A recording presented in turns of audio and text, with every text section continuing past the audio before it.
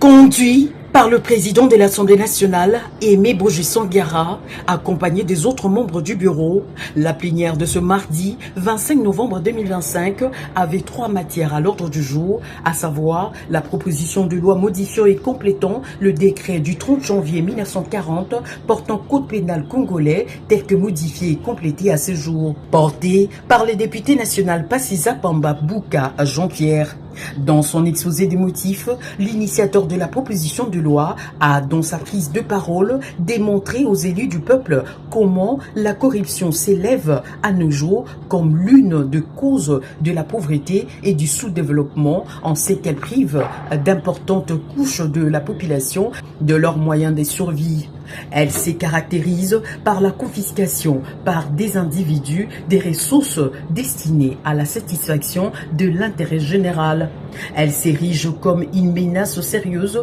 contre la stabilité, la sécurité, les valeurs démocratiques et éthiques de la société et dérègle le mécanisme de fonctionnement d'un État. Pour lutter à ce fléau, plusieurs instruments juridiques internationaux visent à endiguer les actes de corruption sous toutes leurs formes, notamment la Convention des Nations Unies contre la corruption adoptée par l'Assemblée générale dans sa résolution 58/4 du 31 octobre 2003 à Mérida au Mexique, ratifiée par la loi numéro 6/014 du 12 juin 2006 autorisant la ratification par la RDC de la Convention des Nations Unies contre la corruption.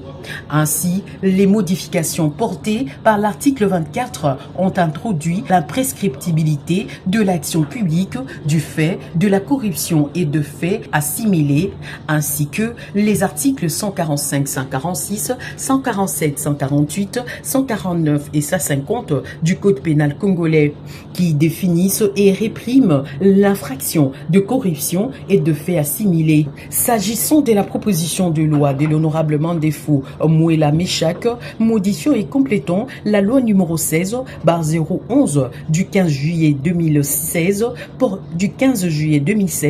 portant création et organisation de la profession d'huissier de justice, l'auteur de la proposition de loi a, dans son exposé des motifs, démontré comment plusieurs décisions rendues au nom du peuple et sont exécutées au nom du président de la République.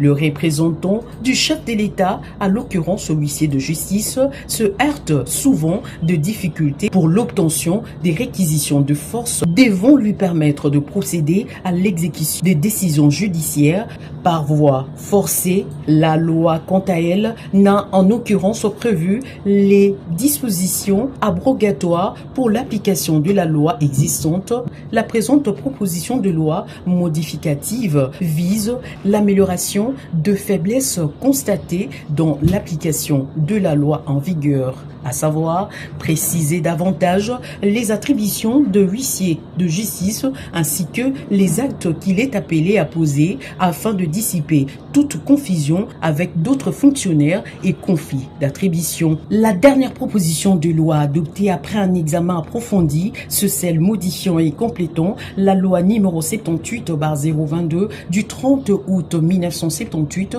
portant nouveau code de la route de l'honorable Toby Nkongolo Kayubi, qui pense que face à l'augmentation exponentielle de véhicules autocycles occasionnant les embouteillages ainsi que le manque de civisme routier, il y a nécessité et l'urgence d'introduire des nouvelles techniques avancées dans la construction de routes, des performances élevées de véhicules et de la solidarité internationale, la mise en application d'une réglementation nationale en vertu de la Convention de Vienne sur la circulation routière ayant abouti à l'élaboration à l'échelle du mondial de la signalisation internationale. L'introduction de nombreuses dispositions réservées aux piétons, aux infirmes et aux cyclistes et cyclomotoristes. Pour ce faire, lors du débat général présidé par le premier vice-président de l'Assemblée nationale, le professeur Isaac Jean-Claude Tshilombaye Moussaou, les députés nationaux Boris Mboukou félicitent les auteurs de 3 propositions de loi pour le travail abattu, tout en suggérant pour la proposition de loi de l'honorable Passiza Pamba le remplacement du terme servitude pénale par emprisonnement. Dans les autres interventions, parmi tant d'autres figures, celle de l'honorable Gary Sakata qui s'oppose à ce que le huissier de justice ne puisse pas porter la robe des avocats. Les initiateurs des différentes propositions de loi ont tour à tour remercié le bureau de l'Assemblée nationale pour lui avoir accordé ce cadre de change et promettent de prendre en compte toutes les recommandations pour enrichir le texte. Signalons que les députés nationaux ont, après un débat houleux, voté la recevabilité de ces 3 propositions de loi qui sont envoyées au niveau des différentes commissions pour un examen approfondi. Les porteurs de la proposition qui modifie la loi sur les huissiers de justice, mais en tant qu'honorable député national, nous avons intervenu pour effectivement appuyer la proposition portée par les collègues Meshak Mandefou. En effet, lorsque vous faites un état de lieu, parce que la loi qui porte la profession d'huissier de justice a été adopté en 2016 et en 2021, en 2020 disons, c'était la mise en application de cette loi par l'installation de la Chambre provinciale de Kinshasa-Gombe. Alors, aux 5 ans pratiquement durant, lorsqu'on fait un état de lieu, on se rend compte qu'il y a certaines imperfections. C'est dans cette perspective que les collègues a apporté sa proposition, effectivement qui tend à renforcer l'indépendance des huissiers de justice. Vous êtes sans ignorer, dans notre pays, c'est un pays où l'accès à la justice n'est pas facile. Nous avions vu dans cette ville, dans ces pays, des gens gagner des décisions de justice, mais ne savaient pas faire exécuter ces décisions de justice, tout simplement parce qu'il y a les systèmes communément appelés parapluie. On veut exécuter une décision de justice, c'est tel général qui appelle, c'est tel magistrat qui appelle, c'est telle autorité politique qui appelle. C'est dans cette perspective que les parlements congolais avaient libéralisé effectivement la profession d'huissier de justice pour permettre au privé, cette fois-là, d'intervenir dans le domaine judiciaire, c'est-à-dire le pouvoir judiciaire prend des décisions, dit les droits, et en ce qui concerne l'exécution de ces décisions, c'est la tâche qui revient cette fois-là au privé. C'est-à-dire que l'État a pris certaines de ses prérogatives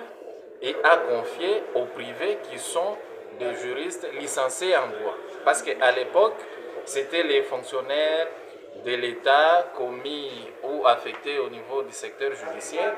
qui étaient occupés d'exécution des différentes décisions de justice. Maintenant qu'on a confié cette mission, ces prérogatives au privé, lorsque vous faites une analyse comparative avant l'entrée en vigueur de la profession d'huissier de justice, l'installation en fait, et après installation, vous faites une analyse comparative, vous verrez que beaucoup de décisions de justice ont été rendues après que la profession d'huissier de justice soit libéralisée. Et c'est comme ça que nous avons encouragé la proposition en renforçant, nous proposons le renforcement de l'indépendance effective des huissiers de justice.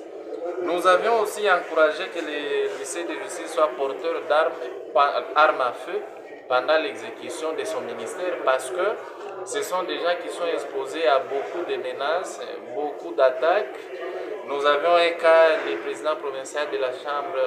de la Gombe, disons de Matete, qui s'est vu agressé sauvagement par des gens qui l'ont venu déguerpir. Alors que s'il était porteur d'armes, il pouvait se sauver. Donc il n'y a pas lieu d'avoir peur parce que porter l'arme, c'est sous la réglementation légale. Donc c'est-à-dire vous portez l'arme en respectant la loi. Donc même si on donnait aux huissiers de justice cette possibilité de porter les armes à feu, ils doivent respecter scrupuleusement les prescrits légaux. Donc voilà les quelques points saillants que nous avions traités. Et la loi, je suis convaincu qu'elle sera déclarée recevable au bout ou au terme de ce débat général et elle sera envoyée dans la commission PAJ, là où nous allons finoler davantage afin de présenter pour adoption article par article.